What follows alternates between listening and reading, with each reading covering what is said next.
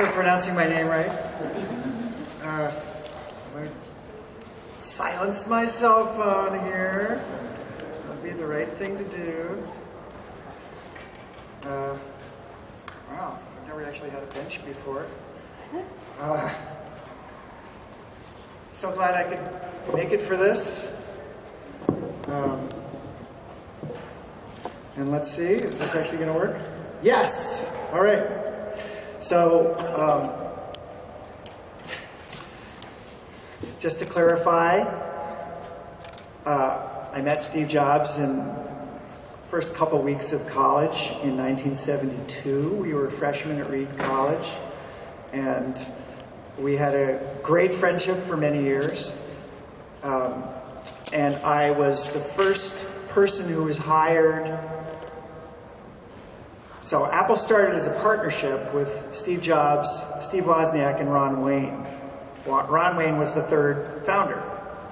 He had a 10% share. He's the one who wrote the purchase. He wrote the partnership contract. He wrote the manual. He did the part numbering. He was a huge contributor of the Apple I project. But as all of you might know, I don't know how many of you have heard the name Ron Wayne? All right, way more than half. Okay, so the poignant story was I met Ron Wayne in 1976, and he disappeared. He left the area. And, before the days of cell phones and the internet, he just was gone. And he showed up again just a couple years ago. And in fact, it was the guy's Mac Heads. There was a Mac Heads movie. They tracked him down in Pahrump, Nevada, where he lives now. They tracked him down and flew him to the Bay Area. Anyway, the point is, Ron's a happy guy. Okay, his 10% share of Apple would have been worth $30 billion or some ridiculous number, and he's a happy guy. And you always wonder about in fact, somebody was writing an article and they used the phrase, the Ron Wayne syndrome, meaning a person who was like an early owner of a fantastically successful corporation, right? Anyway, Ron's a happy guy, and the way he explained it to me when I talked to him was, well, the Apple III was very cool and all, but Steve Jobs went out and bought $15,000 worth of parts on 30 days credit. And it wasn't a corporation, it was a partnership.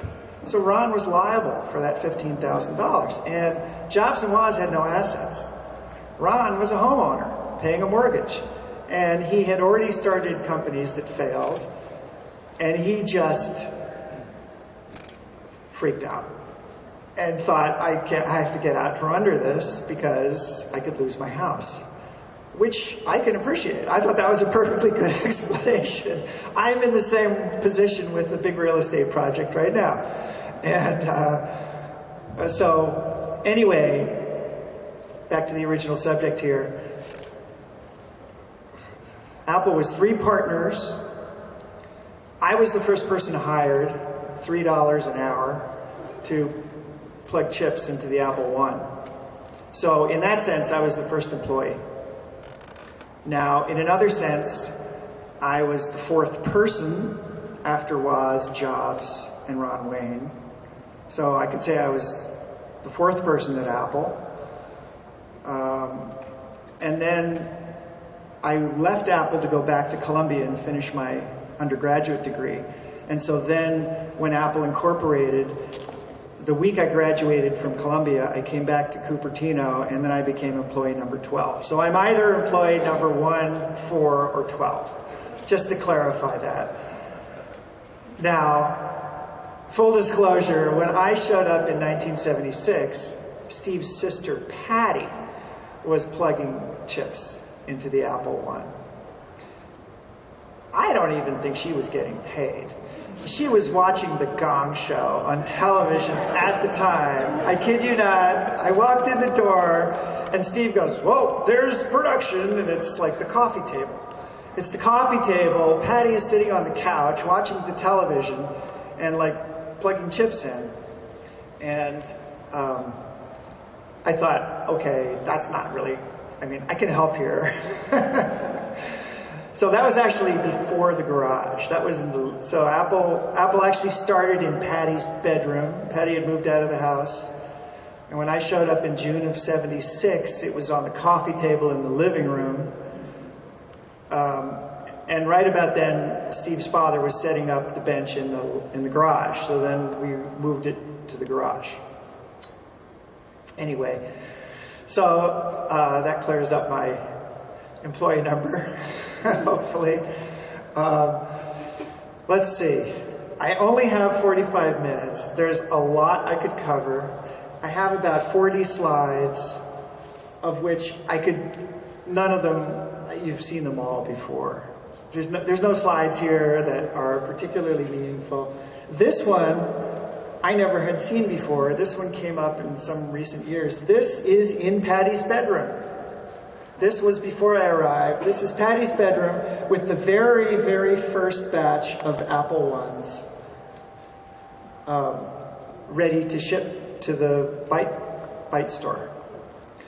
And that monitor you see there, that was the one monitor that we had. And it wasn't a monitor, it was a television that Woz had taken apart and found out how to connect into the video input. Because you couldn't even buy a monitor in those days. There was no monitor for sale. Unless you were a television studio, and in which case it was $10,000. So it was just a black and white television. Anyway, let me think. Before I go farther on that, let me give you a little more background from the early years, because that's what people want to hear about now. So, for years I've been giving a talk. I'm the only person who worked on the Apple I, the Apple II, the Apple III, and the Macintosh. I worked a little bit on the Lisa, but I wasn't part of the team. But, so I used to give a talk called The Features That Made Apple's Product a Success from the Apple I through the Macintosh. That was kind of a hardware-based talk. But now that Steve Jobs has passed on, there's a whole lot of other things I can talk about. And people want to know that stuff. And it has nothing to do with the products. It's just more about Steve's mindset. So really, I think that's partly why you're all here. So I'll just talk about that a little bit. All right? Does everybody want to hear that stuff?